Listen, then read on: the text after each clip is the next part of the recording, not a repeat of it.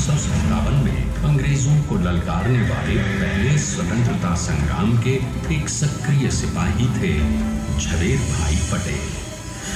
करमसद गांव के इस बहादुर देशभक्त किसान और उनकी पत्नी लाडबाई के 5 बेटों और 1 बेटी में से चौथे पुत्र थे वल्लभ भाई।